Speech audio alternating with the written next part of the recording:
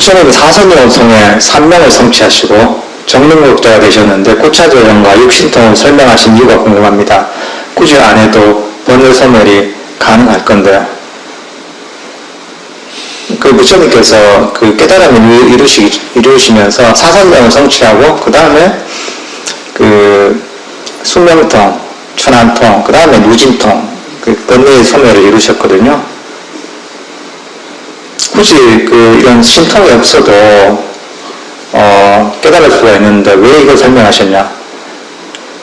너무 당연한 거 아닌가 이거는? 당신이 이걸 닦았으니까 설명했겠죠. 이런 능력이 있으니까 설명하시는 거죠. 뭐 이런 능력이 없으면 설명을 하실 이유가 없겠지만은 부처님 자체가 이런저런 그런 번뇌를 소멸시키는 능력뿐만 아니라 다양한 신통을 가지신 분이거든요. 물론 이게 번뇌 소멸하고 이게 없더라도 이런 신통이 없더라도 번뇌를 소멸시킬 수 있지만 이런 신통을 통해서 어떻게 보면은 많은 중생들을 제도할 수 있는 그런 능력자신 거죠 이게.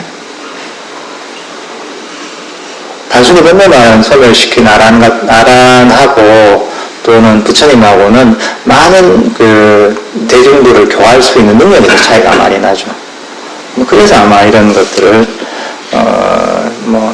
닦고 설명하시지 않았나 싶습니다.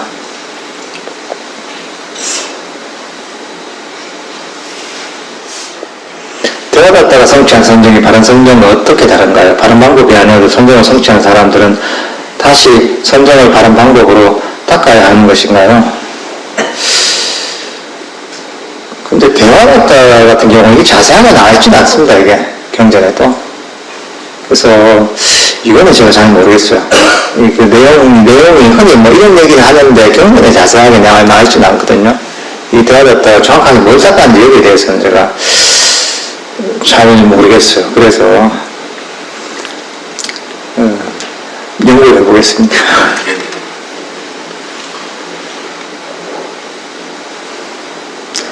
최근에 한 도반한테 들었는데 어떤 곳에서 열반을 성취했다는 인가를 받았는데 아니었다는 것을 알았답니다.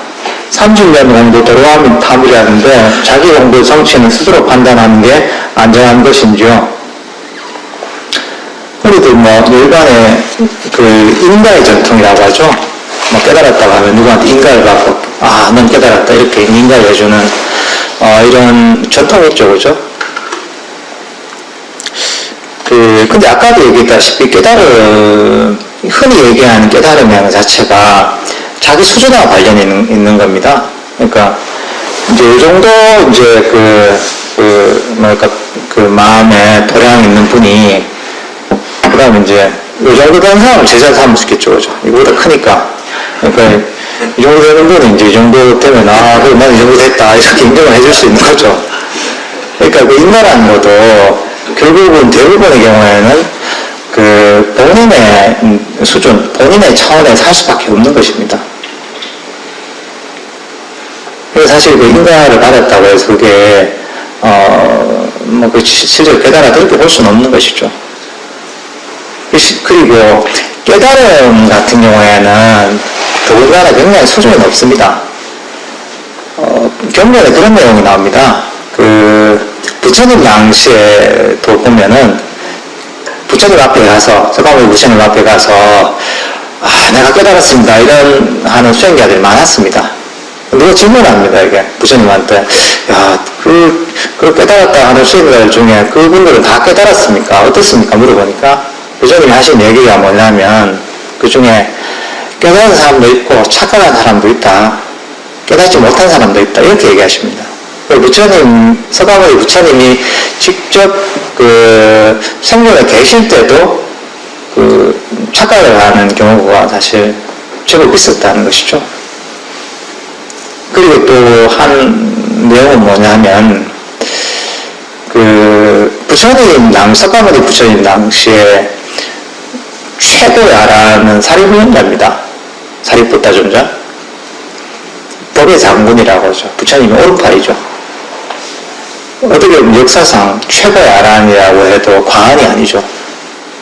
부처님 서가모니 부처님 당시에 직접 존재했던 상수 제자이기 때문에 근데 경건에 보면 그분하고 또 대하란 뭐 있습니다. 뭐 이런 분들하고 어느 그 수행자를 점검을 하는 내용이 나옵니다.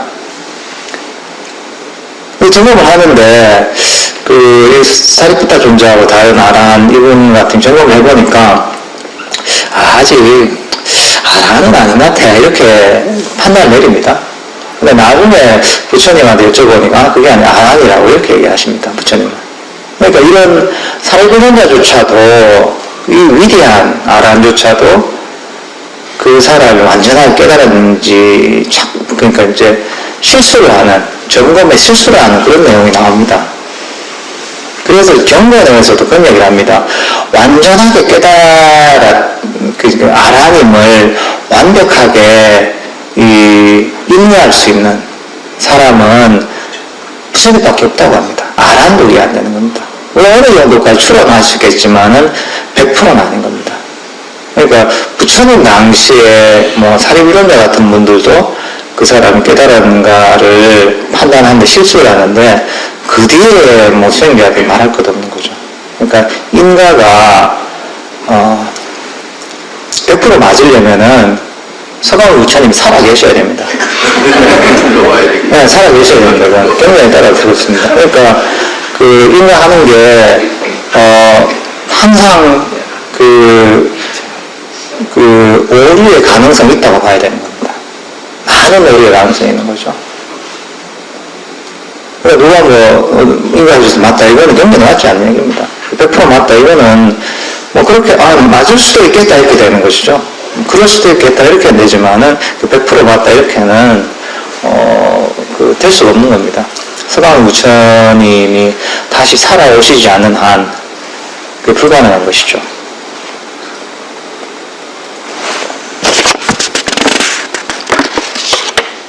물론 이제 참 이게 딜레마가 있습니다. 스스로도 착각하는 경우가 많고 남들이 인간에도 착각하는 경우가 있으니까 수행을 잘해서 지혜를 많이 길러야겠습니다. 좋은 인연도 많이 만들고.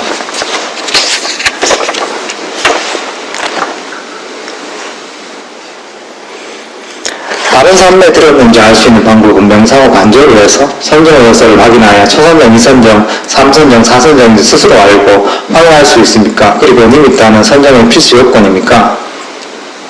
이것도 마찬가지입니다. 깨달음도 경전의 그 수준에 따라 다양하다고 했잖아요. 이런 산매의 경기도 마찬가지입니다.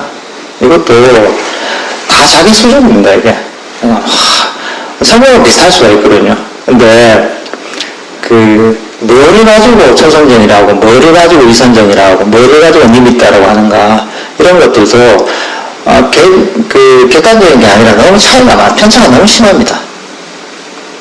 아까도 얘기했지만 이 정도 되는 사람 이것만 해도 선정이라 생각하고 이것만 해도 니미타라고 이것만 해도 깨달음이라고 생각하는 사람이 있는 것이고 이거 돼도 이 정도가 돼도 도량이 더 크기 때문에 뭐 별게 아니구나 이렇게 생각하는 사람도 있습니다.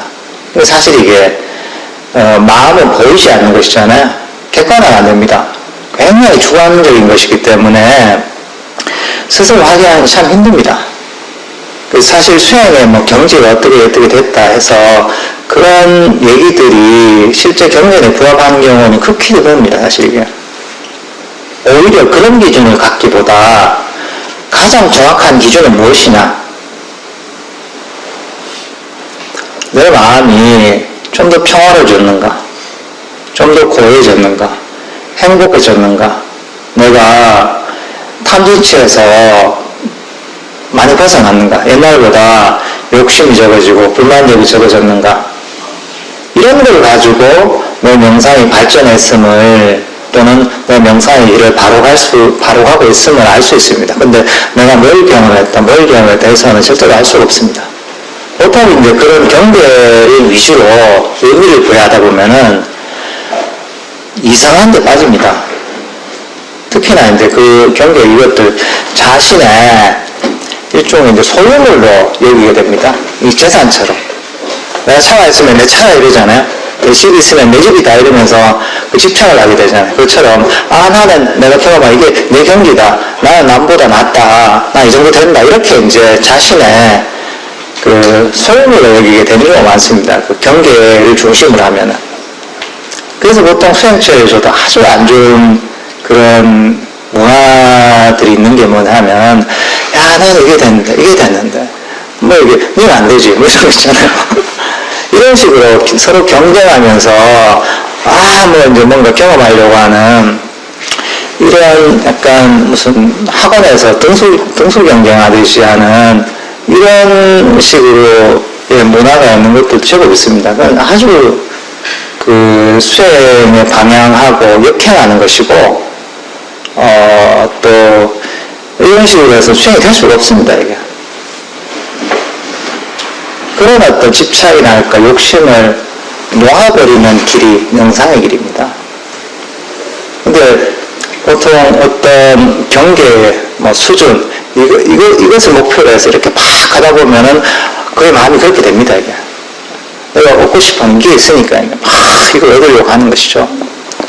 근데 그걸 기준으로 삼으면 항상 그 명상의 길하고 반대로 가게 됩니다. 윤회 흐름이 뭔데요? 윤회 흐름이라는 것은 욕망의 흐름이잖아요. 욕망의 흐름은 원하는 게 좋은 게 있고 이것을 그냥 끊임없이 잡으려고 하는 겁니다. 그게 윤회 흐름입니다, 이게. 근데 그 윤회 흐름을 거슬러가는 그 반대거든요. 그 욕망을 놓아버리는 겁니다. 잡으려는 욕심을 놓아버리는 것이죠.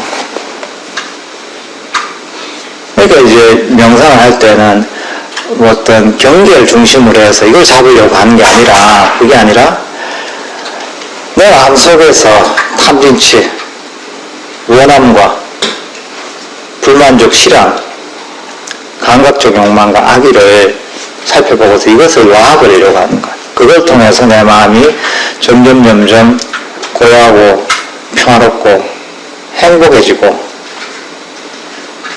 욕망에서 벗어나게 되는 이런 그 방향으로 자꾸 마음을 개발해야 됩니다. 이것을 목적으로 삼아야 됩니다. 그래야지 저희가 윤회의 흐름을 거슬러가는 수행을 하게 됩니다.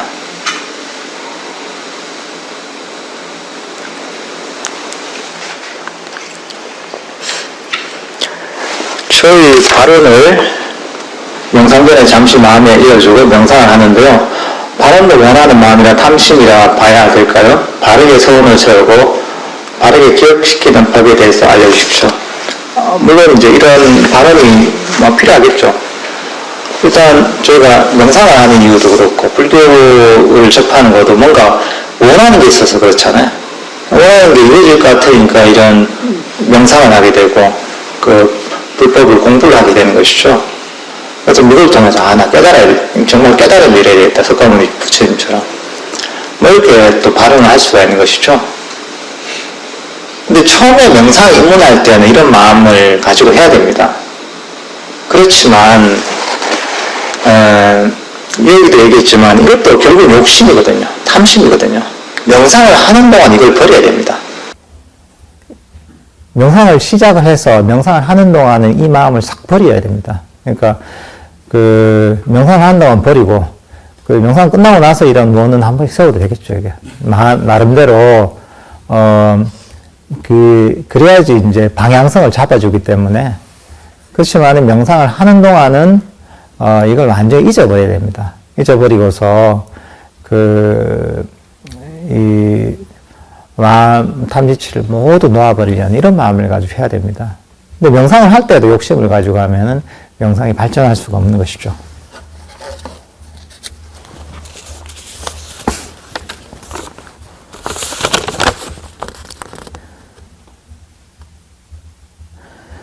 평소 바쁜 일상으로 수행을 며칠 건너뛰면 수행이 엄청 퇴보하는데 그때는 수행을 어떤 자세로 다시 시작해야 할지요? 이럴 때는 스스로 자책하지 마시고 우리 자해명상 배웠잖아요. 자해로 잘 감싸주십시오. 그래도 괜찮다 이러면서 그런 마음으로 시작을 해야지 이런 후유증을 빨리 극복하게 됩니다. 내가 이렇게 수행을 잘 못해서 이렇게 막 스스로 자책하기 시작하면은 스스로 악의를 계속 일으켜야 되거든, 자신에 대한. 그렇게 해서 명상을 다시 회복하기 쉽지 않습니다. 그러니까 내가 100번 실수를 하고 100번 잘못을 하더라도 100번 용서하고 포용한 이런 자비심, 자애심으로 자신을 감싸 주면서 명상을 하시면 좋습니다.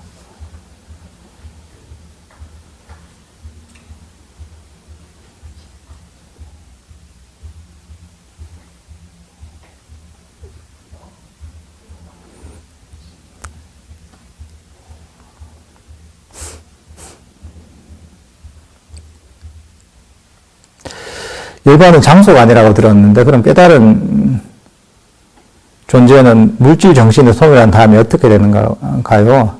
부처님께서 이거 사실 대답을 안 하신 부분입니다.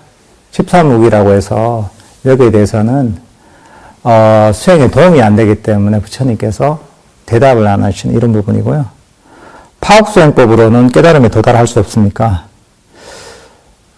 그래서 내가 이걸 해서 해보지 않아 잘 모르겠습니다. 이거 다른 수행법에 대해서 제가 얘기할 부분은 아닌 것 같고요. 그리고 순수 윗바사나 수행으로 좀 더 빨리 아란에 도달할 수 있지 않나요? 흔히 이제 순수 윗바사나라고 해서 선정 없이 이제 깨달음에 이룰 수 있다. 이런 어떤 수행법이 있습니다. 근데 이제 저희가 불교 수행이 8정도라고 하잖아요. 근데 8정도에서 제일 맨 마지막에 정정은 사선정을 얘기합니다. 경전에서. 근데 순수 윗바사나는 이 사선정 없이 깨달을 수 있다는 것인데, 근데 8정도 불교 수행의 가장 기본이죠. 여기서는 8정도의 제일 마지막에 사선정, 선정을 얘기하고 있기 때문에 사실 부처님의 근본 가르침에서 보면은 조금 맞지 않는 얘기입니다, 이게. 남방 외식을 안 하는 이유는 스님께서 조계종 소속 스님이라서 그런 것인가요? 제가 남방에서, 수계를 안 받고, 또, 남방, 의식을 가지고 제가 한국에 살아오지 않아서 그런 게 있죠. 그렇지만 이게 기본적으로 불교의식이라는 자체가 원래 문화에 영향을 많이 받습니다. 남방에서는 남방의 전통적으로 내려오는 방식이 있는 것이고, 한국에는 어떻게 보면은 한국의 불교가 내려오면서 그런 쓰는 방법이 있거든요. 그러니까, 저는 의미를 살려서 이렇게 하려고 합니다. 적당하게 이 상황에 맞는 적절한 방식으로 의식을 채택을 하려고 합니다. 그래서 제가 한 번은 그런 적이 있습니다, 이게. 제가 아는 스님이 초기 불교 수행을 했었는데, 그때 하여튼 무슨 저만식 같은 걸 했어요. 저만식 같은 걸 해서, 당시에 그래도 이제 이쪽 남방의식을 잘하는 스님을 모셔가지고,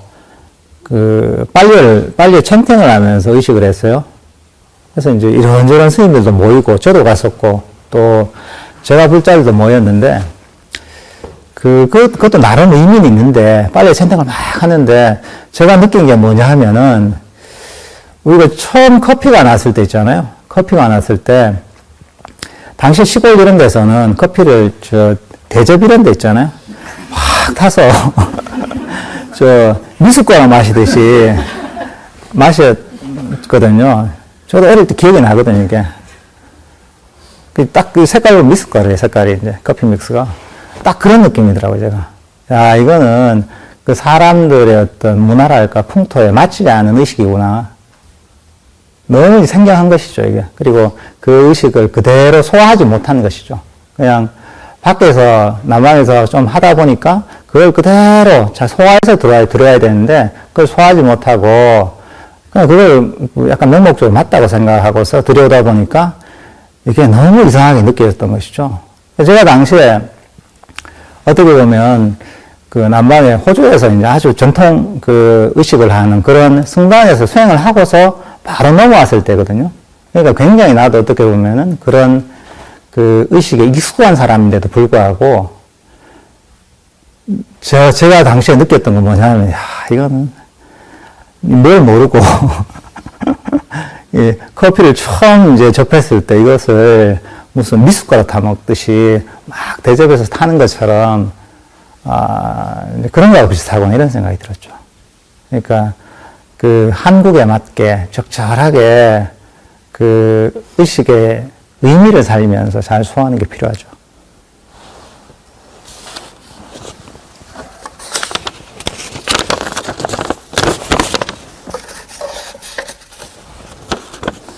빨리 해야 되겠는데, 이게? 이거 언제 끝내겠나, 이게?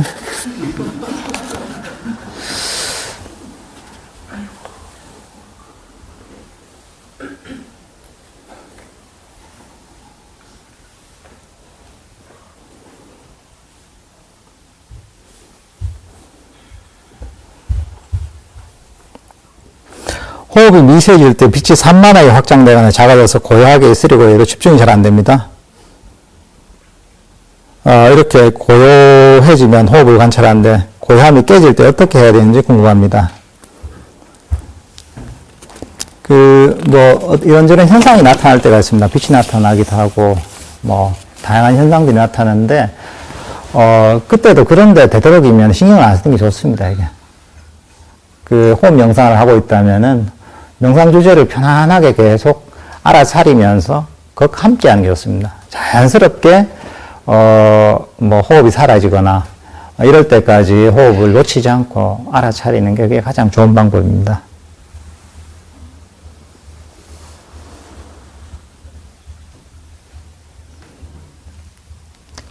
그리고 두 번째 질문이 호흡이 미세할 때 마지막 숨에 의식을 두는 것은 어떤지요?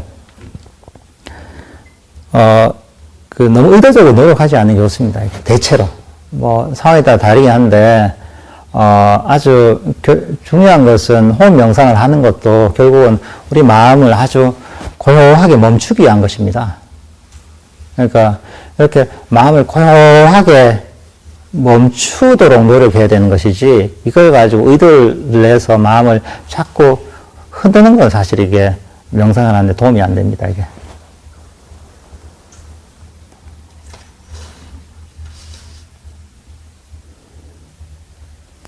자율수행을 할 때 자기 자신을 좋아하지 않는 마음이 있습니다. 자기 자신에 대한 자해를 어떻게 시작해야 되는지 모르겠습니다. 일단 이거는 자유명상에 대한 이해가 있어야 됩니다. 자유명상을 할 때 자기 자신에 대한 자해가 잘 안 일어날 수도 있죠. 내 자신을 아무 조건 없이 용서하고 행복을 바라는 이런 마음이 감정이 일어나지 않을 때가 있습니다. 근데 그게 일어나지 않는 감정을 억지로 일으키기 힘들거든요, 이게. 그래서 보통 자유명상을 포기하게 되는 경우가 많습니다. 책에 보면 막 자유명상하면 엄청난 희열과 행복이 생기고 그걸 통해 산매도 들고 이런 얘기가 책에 나옵니다. 근데 나는 해보니까 감정도 일어나지 않고 해도 별 효과도 없고 이렇게 해서 자유명상을 잘 못하는 경우가 많고 포기하는 경우가 많습니다. 특히나 자기 자신에 대한 자의심이 더군다나 더 그렇습니다. 이제 그럴 때는 여러분들 평소에 잘하는 거 있잖아요. 여러분들 빈말 잘하죠, 그죠? 빈말. 오늘 별로 안 예쁜데, 오늘 예쁘시네요. 머리 스타일 바꿨는데, 머리 스타일 왜 저렇게 바꿨는가 하는데, 머리 스타일 바꾸니까 참 잘 어울려요. 이렇게 하잖아요, 그죠? 옷을 바꿨는데, 촌스러운 거 입고 왔는데, 옷 입는데 센스가 있으시네. 이런 얘기 하시잖아요, 그죠? 이제 빈말 잘 하시잖아요, 그죠? 마음이 없어도 말을 하잖아요, 그죠? 자유명상, 자기 자신의 자유명상, 그렇게 하면 됩니다. 마음이 없어도 자기 자신에게 자의 말은 해줄 수 있잖아요. 생각은 해줄 수 있잖아요, 그죠? 근데 그렇게 빈말이라도 하잖아요. 자의 마음을 가지고 변화가 있습니다. 정말 감정이 일어나지 않는데, 내 자신이 행복하기를, 난 내 자신을 아무 조건 없이 포용하고 용서합니다. 이런 말을, 감정이 일어나지 않아 말만 해주잖아요. 생각만 하잖아요. 그래도 자기 마음을 잘 살펴보십시오. 조금의 변화가 있습니다. 마음이 한층 부드러워져 있습니다. 그러니까 자유명상이 안 되는 이유는 뭐냐 하면 욕심이 많아서 그렇습니다. 다른 명상법도 똑같습니다. 자연명상도 마찬가지로 욕심은 이만큼 있는 거죠. 한 방에 내가 어떤 걸 얻으려고 하잖아요. 그러니까 이게 안 되는 거죠. 세상에 그런 게 어디 있습니까? 세상에 한 방에 한 번에 되는 게 어디 있어요? 조금 이제 쌓여서 뭔가 이제 이게 쌓이고 쌓여서 그 다음에 뭔가 큰 결과가 있는 것이죠.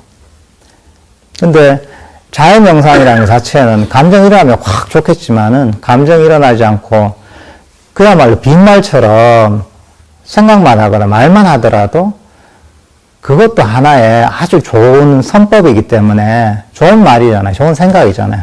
그러니까 그 선법의 결과가 있습니다. 마음이 부드러워집니다. 그러면 조금 변했네. 그 약간의 어떤 긍정적인 변화를 감지를 하는 거죠. 그런 긍정적인 변화를 감지하면 효과가 있구나 이걸 알게 되는 거죠. 그래서 계속 할 수가 있게 되는 겁니다. 그 욕심을 버리고 그리고 작은 변화라도 감지를 해야 됩니다. 하기 전하고 하기 후하고 차이가 있네, 좋아졌네? 이걸 감지해야 됩니다. 그러니까 자연명상, 자기 자신의 자연명상이 안 되면 자기 자신한테 빈말을 해 주십시오. 안 되면은 어디 자연명상, 유도명상 있잖아요? 그 해놓은 게 있단 말이죠. 거기가 립싱크를 하세요, 립싱크를. 딱 들어놓고, 나도 이렇게 립싱크를, 가수도 많이 하잖아요, 그죠? 립싱크를 해도 효과가 있습니다. 원래, 우리, 감정에서 이 생각이 나고, 생각에서 말이 보통 일어나죠, 그죠? 감정과 생각, 말, 이런 식의 순서로 일어납니다, 보통. 근데 그 반대도 됩니다. 말을 하잖아요? 말에서 또 생각이 일어납니다. 그런 생각이. 생각에서 또 감정이 일어납니다. 그 반대도 다 가능합니다. 그러니까, 감정부터 일어나지 않을 땐 자의심이 말부터 시작하면 됩니다. 아니면 생각부터 시작하면 됩니다. 그건 다 할 수 있잖아요. 감정이 일어나지 않아도. 이제 그렇게 자연명상을 하시면 아주 효과적입니다.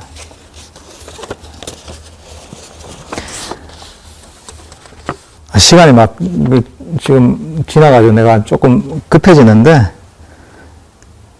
이거 X자 놓은 거 이거 질문 아닌가 이게? 이거 아니죠 이게.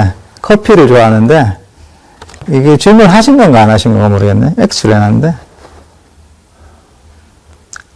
스님 저는 커피를 무척 좋아하는데 건강상 마시면 안 되는 상황입니다. 커피에 대한 집착 내려놓기가 잘 되지 않습니다. 커피와 그런 제 모습에 자유의 마음을 보내도 여전히 습관적으로 커피를 마시는 저를 봅니다. 이럴 때 어떻게 하면 좋을까요? 커피에 대한 집착, 탐심, 습관적 반응에서 자유롭고 싶습니다. 커피를 좀 줄이세요. 뭐 조금 먹어도 뭐 죽지는 않겠죠. 그죠? 줄이세요. 조금씩 줄이세요. 한 번에 안 되면은 한 번에 끊으려고 하지 말고 조금씩이라도 줄이면서 이렇게 하시는 게 좋을 것 같아요. 이것도 마찬가지로 한 번에 욕심을 가지지 마시고, 하루에 3번 마시던 거 2번으로 줄이고, 2번 마시던 거 1번으로 줄이고, 이렇게 하면은 몸에 조금 덜 나쁘겠죠, 그죠? 예. 그 다음에,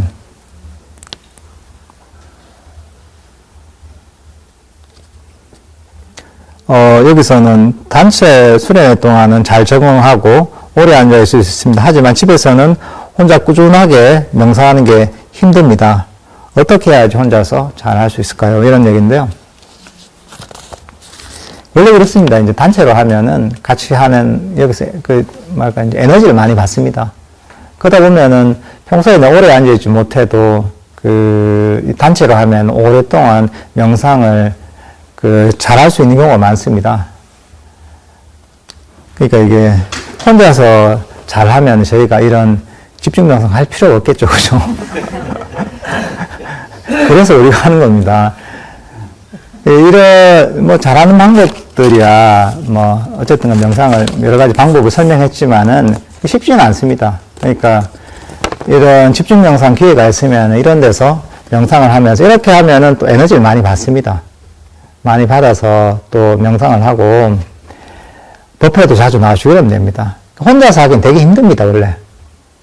혼자서 노력하는 것도 그것도 하나의 이 정진의 요소지만은 뭐 이렇게 뭐 이런 법회에 나오는 것, 법을 듣는 것, 또는 십중명상하는 것 이런 것들도 굉장히 도움이 됩니다. 그러니까 가장 쉬운 거는 혼자서 하려고 하지 말고 법회에 나오거나 집중명상에 참여하거나 이런 기회를 정기적으로 가지는 게 제일 좋습니다. 그래야지 내가 이 세속의 흐름에 물들지 않고서 물이 들어도 다시 금방 빠집니다. 명상이 힘든 이유가 뭐냐면 밖에 있으면 명상하고 완전히 반대되는 그런 세상에 살아갑니다. 불교 명상하고 윤회 흐름에 그대로 그 같은 흐름으로 가는 그 세상입니다. 이게 거기에 완전히 휩쓸려 가는 겁니다. 그 어쩔 수 없습니다. 이게 물이 드는 거죠. 그러니까 그런 물이 들었을 때는 그거 완전히 다른 흐름으로 가는 그런 법회랄까, 모험이랄까, 또는 도반이랄까 이런 것들을 계속 접하면서 그 물이 들어야 됩니다. 그러니까 이 정기적으로 법회에 나가고 집중명상 참여하고 이렇게 하시면은 그게 혼자서 명상하는 데도 큰 도움이 됩니다.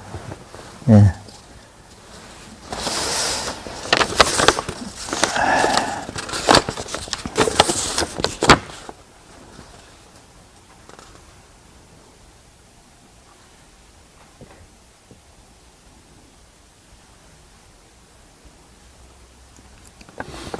저는 일상생활에서 호흡 명상을 하고 있습니다. 생각이 날 때 호흡 명상을 하면 순간 생각이 사라지고 마음과 몸이 가벼워집니다.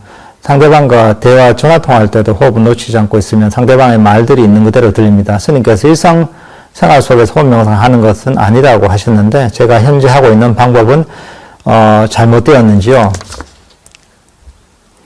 평소에도 할 수 있죠. 제가 말씀드린 건 뭐냐면 평소에 틈틈이 하면 좋습니다. 이게 잠시 짬이 날 때 하면 좋은데 몸이 움직일 때 하는 건 조금 적절하죠. 보통 가만히 있을 때는 괜찮죠. 뭐 서 있거나 앉아 있거나 호흡 명상 같은 경우에 그래서 몸이 움직일 때 그걸 계속 하려다 보면 억지가 많이 들어가거든요. 몸이 움직일 때는 뭐 내 설거지를 한다 이러면은 설거지 하는데 내 주의력을 두는 게 좋습니다. 이게 가장 두드러진 자극이기 때문에 걷고 있다 하면은 걷는데 자극을 두는 게 좋습니다. 전화통화를 하고 있잖아요. 전화통화 하는데 머리 가면 되죠, 이게. 전화통화 하는 데는 호흡을 보면은, 둘 다, 이도 둘 다 아닌 거예요, 사실 이게. 호흡 명상 하는 것도 아니고, 전화통화 하는 것도 아니고, 그냥 이제 약간 주의력이 분산된 상태입니다, 그렇게 되면 이게. 그러니까, 하나에 딱, 내가 현재 경험하고 있는 것 중에 두드러진 어떤 자극, 거기에 주의력을 둬야 됩니다. 물론 가만히 아무 일이 없을 때, 이럴 때는 호흡 명상을 하면 되죠. 그렇지만은, 대화를 하거나, 전화를 하거나, 뭐, 다른 일을 할 때는 그걸 명상 주제로 삼아서 몰두하는 게 좋습니다, 이게.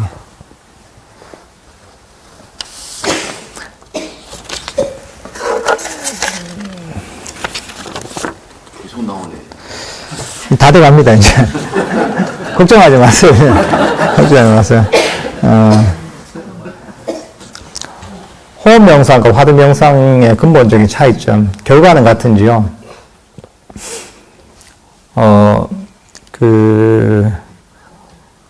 여기서 호흡 명상, 아나파나사티 같은 경우는 어떻게 보면, 부처님 당시에, 석가모니 부처님께서 가르치셨던 이 방법입니다.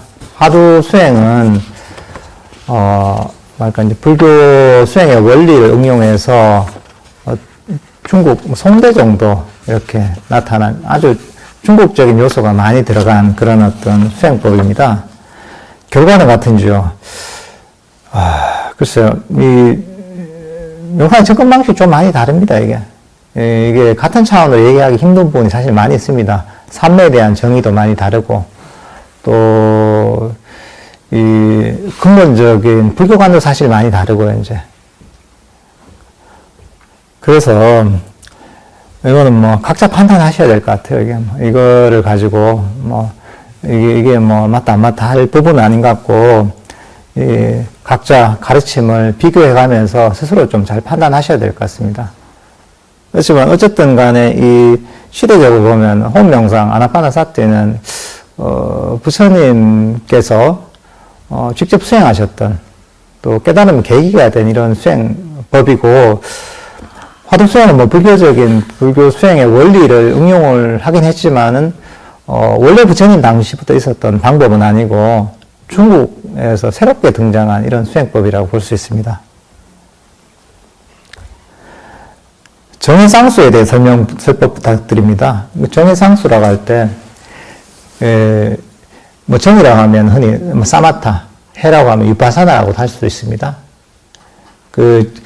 보통 초기 불교에서도 잘못 이해하는 경우에는 정과 해, 사마타 위파사나를 달리 보는 경우가 있습니다. 근데 그건 원래 부처님의 가르침하고 좀 궤를 많이 달리합니다.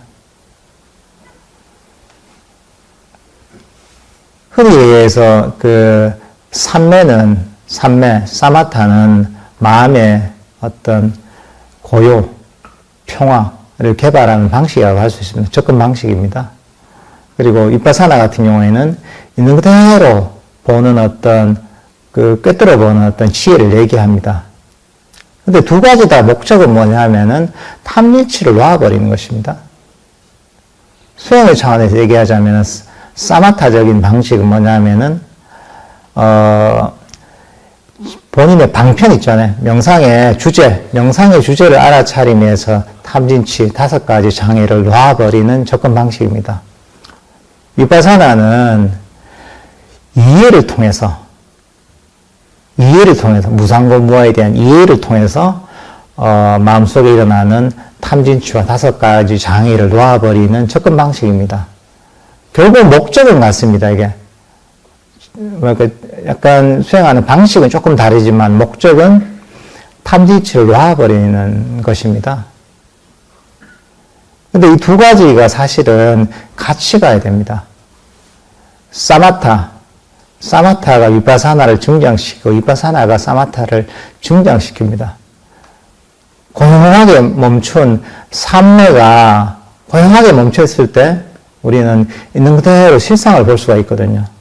그게 어떻게 보면 이제 위파사나고 지혜죠. 그리고 있는 그대로 볼 때 우리는 마음속에서 집착이나 탐진치를 놔버리기 때문에 마음이 이 자리에 아주 고요하게 멈출 수가 있습니다. 그래서 사마타가 위파사나를 증장시키고 위파사나가 사마타를 증장시킵니다. 삼매가 지혜를 개발하고 지혜가 삼매를 개발합니다. 이게 어떻게 보면 정의 상수입니다.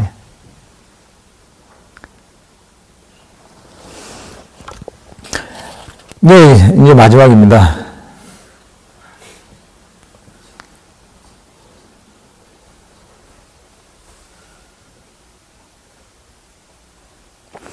호흡수행이나 자해수행이 매우 잘 된다고 얘기될 때 말로 할 수 없는 기쁨이 있습니다. 그런데 그 순간들을 지그시 시켜보려고 하지만 마음에서 기쁨과 함께 알 수 없는 불안인지 두려움인지 그런 감정들이 올라와 딱 거기까지만 하고 명상을 마치고 납니다. 어찌 해야 될까요?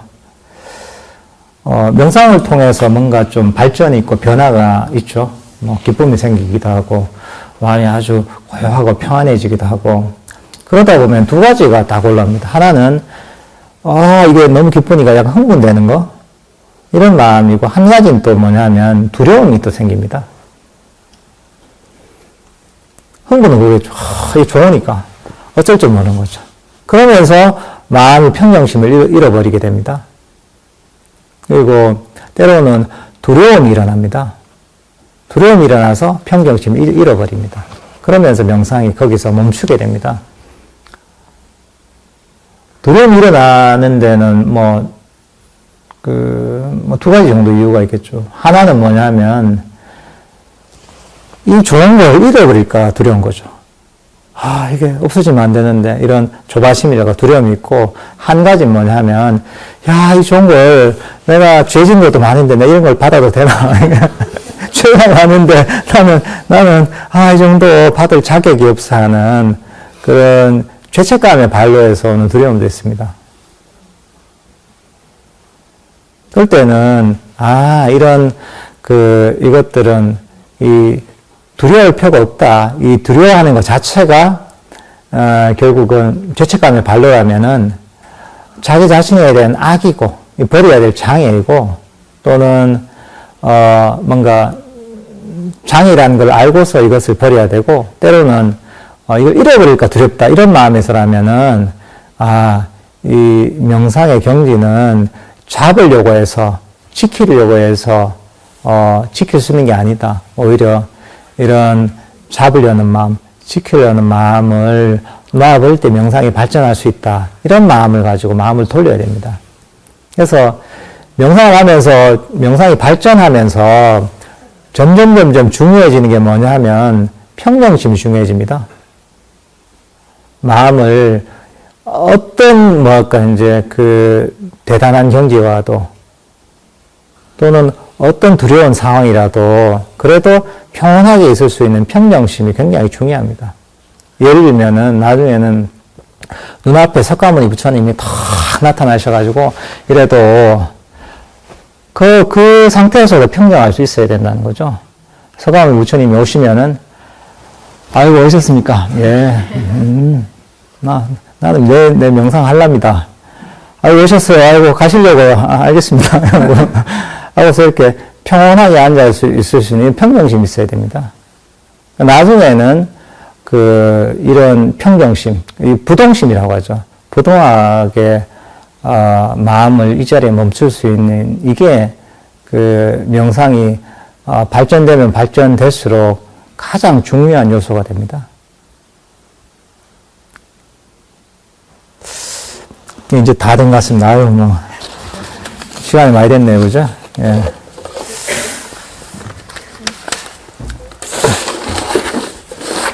예.